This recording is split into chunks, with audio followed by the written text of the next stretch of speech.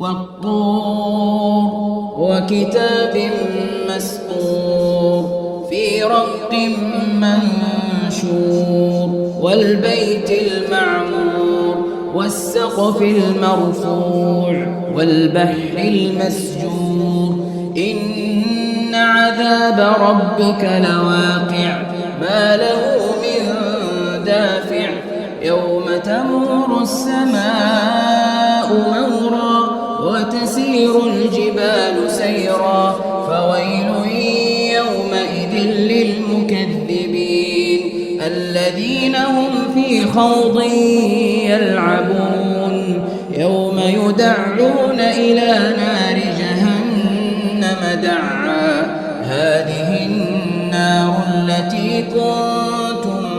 بها تكذبون أفسحر هذا أم أنتم لا تبصرون اصلوها فاصبروا أو لا تصبروا سواء عليكم إنما تجزون ما كنتم تعملون إن المتقين في جنات ونعيم فاكهين بما آتاهم ربهم ووقاهم ربهم عذاب الجحيم كلوا واشربوا هنيئا بما كنتم تعملون متكئين على سرر مصفوفة وزوجناهم بحور عين والذين آمنوا واتبعتهم ذريتهم بإيمان ألحقنا بهم ذريتهم وما ألتناهم من عملهم من شيء كل امرئ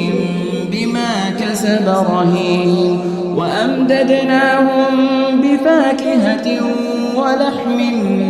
مما يشتهون يتنازعون فيها كأسا لا لغو فيها ولا تأثيم ويطوف عليهم غلمان لهم كأنهم لؤلؤ مكنون وأقبل بعضهم على بعض يتساءلون قالوا إنا كنا قبل في أهلنا مشفقين فمن الله علينا ووقانا عذاب السموم إنا كنا من قبل ندعوه إنه هو البر الرحيم فذكر فما أنت بنعمة ربك بكاهن ولا مجنون أم يقولون شاعر نتربص به ريب المنون قل تربصوا فإني معكم من المتربصين أم تأمرهم أحلامهم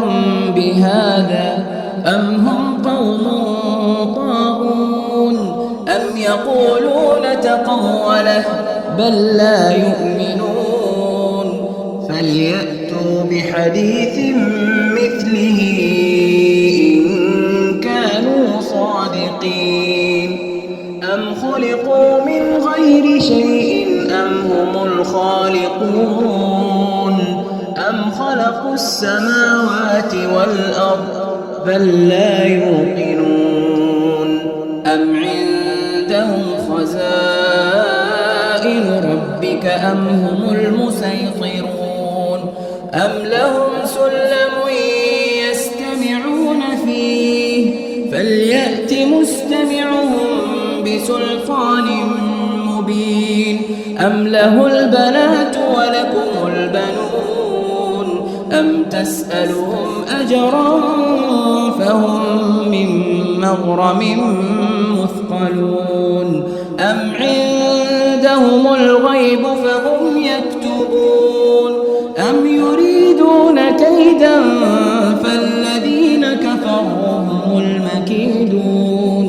أم لهم إله غير الله سبحان الله عما يشركون وإن يروا كسفا من السماء ساقطا يقولوا سحاب مركوم فذرهم حتى يلاقوا يومهم الذي فيه يصعقون يوم لا يغني عنهم كيدهم شيئا ولا هم ينصرون وإن للذين ظلموا عذابا دون ذلك ولكن أكثرهم لا يعلمون واصبر لحكم ربك فإنك بأعيننا وسبح بحمد ربك حين تقوم ومن الليل فسبحه وإدبار